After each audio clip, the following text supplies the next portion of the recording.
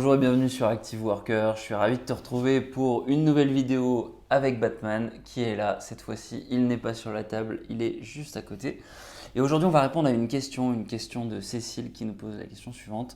Comment réussir à équilibrer vie perso en télétravail? Il est parfois difficile de s'autodiscipliner et de se tenir à des horaires de bureau stricts à la maison qui laissent du temps matin et le soir lorsque les journées sont chargées et qu'elles empiètent sur le relationnel et la sphère projet perso. Merci pour tes conseils. Alors, concrètement, toi aussi tu te poses peut-être des questions, donc n'hésite pas en fait à les poser en commentaire comme Cécile. Un active worker du coup, il doit réussir à travailler en télétravail. Pour deux raisons. D'abord, il doit pouvoir être capable de bien communiquer, malgré le fait qu'il soit entre guillemets seul chez lui. Et puis ensuite, il doit être capable d'être performant. Et donc, en effet, l'autodiscipline, c'est super important. Mais au-delà de ça, au-delà de ces deux enjeux-là, un Active Worker, il doit être abonné à la chaîne Active Worker. Donc, n'hésite pas à t'abonner en cliquant sur le petit bouton rouge s'abonner. Alors, en fait, le fait de télétravailler, pour moi, il y a deux challenges. Le premier challenge, c'est un challenge culturel. Pourquoi? Parce que quand tu es en télétravail, a priori, donc tu appartiens à une structure ou peut-être que tu es freelance et que tu travailles seul. Ce qui est sûr, c'est que le travail en général sur ordinateur, et donc si tu télétravailles, ça veut dire que tu travailles à travers quelque chose, donc en tout cas à travers un écran, et donc tu vas télétravailler, donc en fait tu vas pouvoir travailler à distance. Bah, en fait, ça va un peu à l'encontre de ce que l'entreprise nous avait promis au préalable, à savoir une culture, un contexte, des locaux dans lesquels tu vas pouvoir évoluer et qui vont être préparés, qui vont être propres à la culture de l'entreprise, à la culture que le fondateur, que les fondateurs, que les actionnaires proposent aux employés, au contexte qu'ils mettent pour que tous les employés aient quelque part le terreau nécessaire, les bases nécessaires pour délivrer leur travail. Ça, en fait, quelque part, c'est un peu paradoxal parce que du coup, on a une offre de télétravail, c'est-à-dire qu'on te propose de télétravailler, mais du coup, on t'enlève cette histoire de culture et en fait, tu es livré à toi-même. Et c'est un peu, quelque part, ça n'est pas dans le deal de départ. Alors, il y a des sociétés qui vont te proposer un siège sympa et puis une bonne connexion Internet, et puis, enfin voilà, de te proposer tous les outils pour que tu puisses travailler, mais cette histoire culturelle, en fait, elle est laissée, c'est une liberté qui t'est laissée à toi-même, et c'est ça qui est difficile. C'est ça qui n'est pas prévu en fait dans le contrat de base et que les gens n'ont pas vu venir. Le deuxième challenge, c'est un challenge que Cécile relève bien, c'est un challenge interne, caché et profond, à savoir un combat entre la discipline, le fait de travailler, le fait de se mettre au travail, et puis l'envie de se distraire, l'envie tout simplement de profiter avec Batman alors qu'on pourrait travailler. L'envie de pouvoir s'arrêter et notamment d'être chez soi. A priori, chez soi, il y a quand même une opposition très forte. C'est pas pour rien qu'on dit métro, boulot, dodo. C'est qu'en fait, on oppose le boulot au dodo, le travail au contexte familial, au contexte personnel. Et donc, il y a une opposition très forte historique depuis des années, quelque part qu'on est en train de fusionner. Et c'est ça qui crée en fait un problème. C'est que du coup, on a un problème entre le combat, un combat entre la motivation et le fait de créer à distance, parce que quand tu télétravailles, a priori, tu vas être sur un job autour du knowledge, autour de l'échange d'informations, autour de travail à distance. Et puis cette notion voilà, entre repos et activité. Donc moi, un postulat que j'aime bien, c'est d'abord peut-être réfléchir à cette histoire de challenge culturel. Ce que j'aime bien, c'est réfléchir à se dire, et Active Worker, c'est un petit peu ça, l'un des principes fondateurs, c'est finalement, un active worker, c'est un entrepreneur de sa propre carrière. Donc, quand tu te poses une question, souvent, la réponse, elle se trouve dans l'entrepreneuriat. Et il y a tellement de contenu développé, tellement de conseils sur le mindset, sur l'organisation, sur la productivité, sur l'approche de ce que c'est qu'un business model, etc. que souvent, quand tu as un problème, tu regardes ce que font les entrepreneurs et tu vas pouvoir trouver une réponse et la porter dans la sphère quelque part du travail pour les salariés.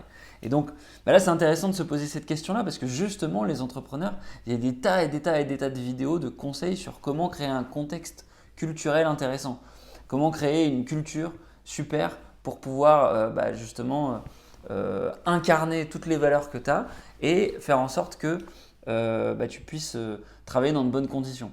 Donc, moi, je pense que c'est ça le challenge en fait que tu vas avoir si tu télétravailles.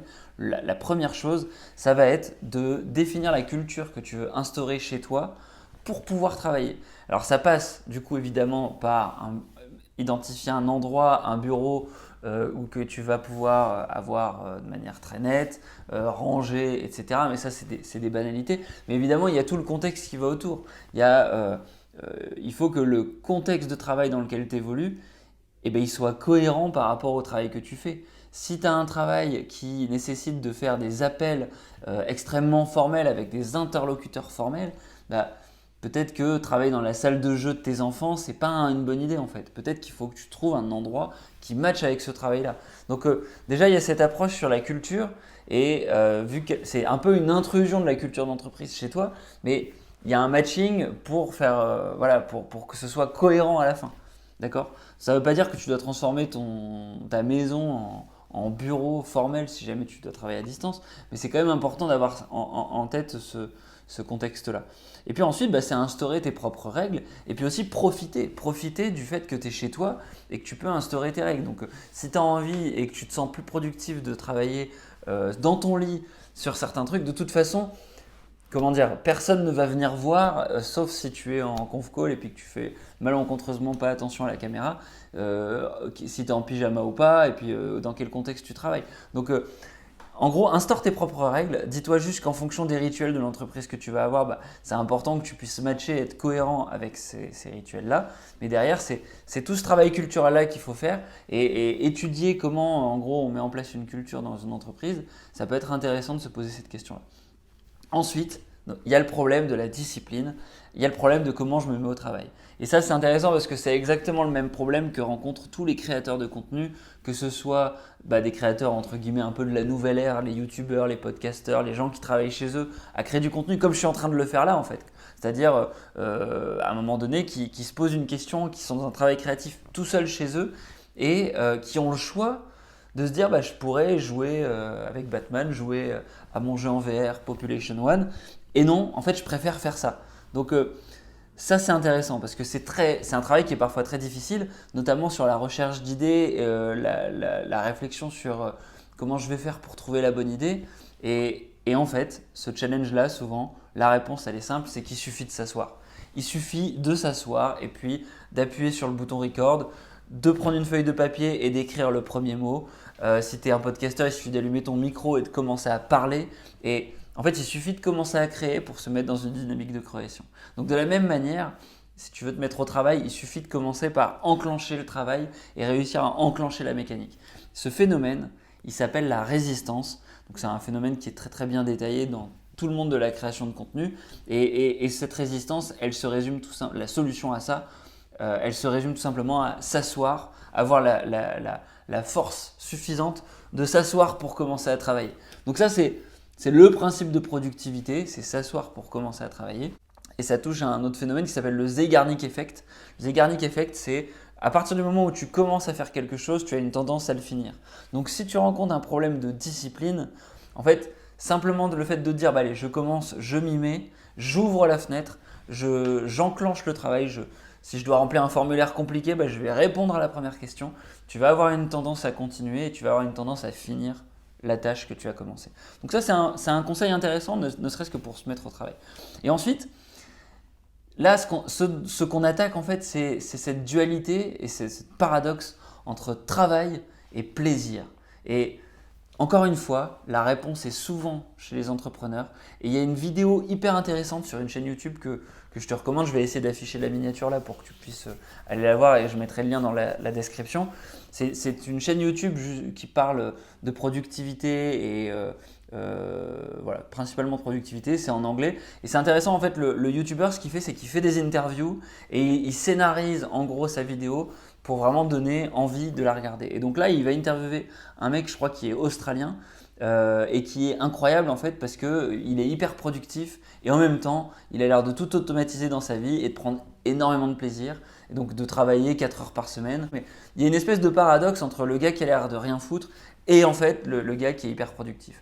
Et donc, alors il y a une première partie de vidéo où il va parler de productivité et puis à la fin de la vidéo, en fait, c'est là qu'il donne la leçon.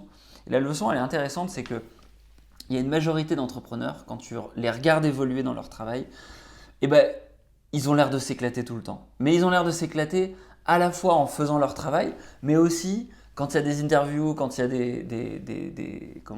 des reportages sur eux, souvent tu les vois prendre plaisir à s'amuser, à faire autre chose aussi. Et l'idée, en fait, le message de cette vidéo-là, donc je te la spoil un peu, si tu veux la regarder, va la voir directement, c'est qu'il y a un ping-pong entre productivité et plaisir. Il y a un ping-pong entre je me mets au travail pendant une certaine période, et puis ensuite je vais me mettre à jouer pour me récompenser de cette période de travail-là.